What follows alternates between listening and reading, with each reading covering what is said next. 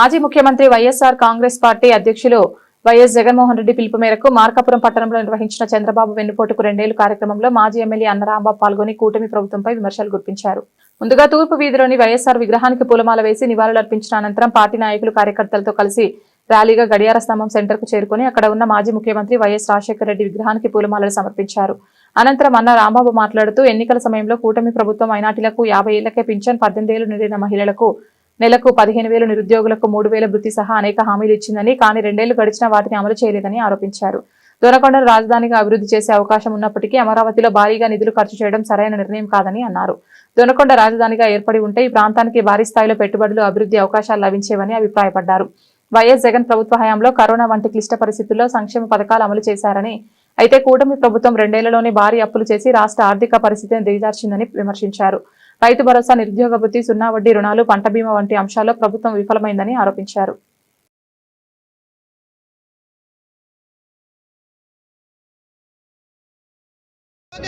అందరికీ నమస్కారం.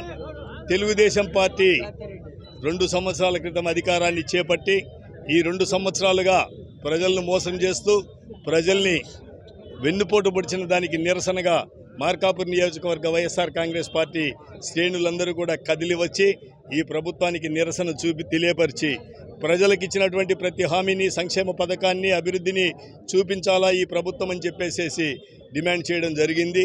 ఇప్పటికైనా ఈ కూటమి ప్రభుత్వం వాళ్ళు ఇచ్చినటువంటి ప్రతి హామీని నెరవేర్చాలని, డిఎస్సిని రద్దుపరిచి దాంట్లో ఏదన్నా తప్పులు చేసినటువంటి వారిపై అటువంటి వారిని శిక్షించి బిడ్డలకి, చదువుకున్నటువంటి వారికి, ఉద్యోగం రావాల్సినటువంటి వాళ్ళకి అన్యాయం జరగకుండా న్యాయం చేయమని చెప్పేసి వైఎస్ఆర్ కాంగ్రెస్ పార్టీ డిమాండ్ చేయడం జరిగింది.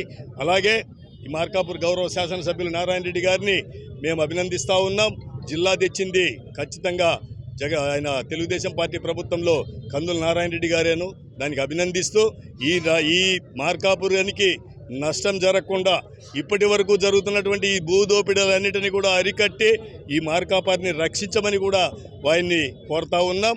ఏదన్నా పొరపాటున ఆయన ఏదన్నా జోక్యం చేసుకొని ఈ కబంధ హస్తాల నుంచి ఈ మార్కాపుర్ని కాపాడకపోతే రాబోయేటువంటి నష్టానికి కూడా ఆయనే బాధ్యత వహించాల్సి వస్తుంది అనేది కూడా తెలియపరుస్తూ ఉన్నాం. అలాగే కేవలం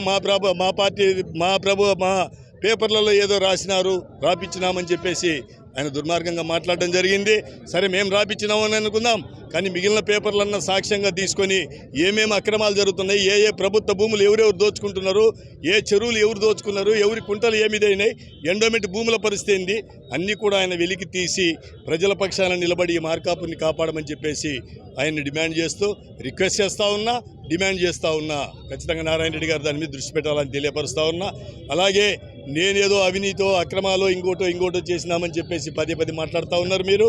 నేను ఇక్కడ కానీ, గిద్దలూరులో కానీ, నేను కానీ, నా కుటుంబం కానీ ఏ ఒక్క చిన్న పొరపాటు చేసి ఉన్నా, ఏ ఒక్క చిన్న అవినీతికి పాల్పడి ఉన్నా, ఏ ఒక్క అక్రమానికి పాల్పడి ఉన్నా కూడా మీరు తెలియపరుస్తే ఆయనకు బేషరతుగా నేను అపాలజీ చెప్పి రాజకీయాల నుంచి వైదొలుగుతానన్నది కూడా తెలియపరుస్తూ ఉన్నా.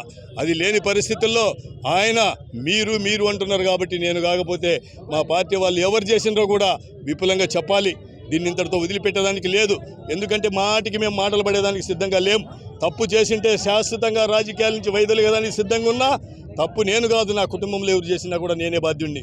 చెయ్యకపోతే ఇప్పటికైనా మీరు మాట్లాడినటువంటి మాటల్ని విత్డ్రా చేసుకొని మీరు ఎవరైతే చేసినారంటున్నారో, చేసి ఉండే మాటతే మీరు ఆ లిస్టు బయటికి పెట్టాలనేది కూడా డిమాండ్ చేస్తూ ఈ మార్కాపుర్ని రక్షించమని చెప్పేసి నారాయణ రెడ్డి గారిని, ప్రభుత్వం ఇచ్చినటువంటి హామీలన్నీ కూడా ప్రజలకు నెరవేర్చమని చెప్పేసి చంద్రబాబు నాయుడు గారి కూటమి ప్రభుత్వాన్ని వైఎస్ఆర్ కాంగ్రెస్ పార్టీ మార్కాపూర్ నియోజకవర్గ ప్రతి కార్యకర్త డిమాండ్ చేస్తూ జై జగన్.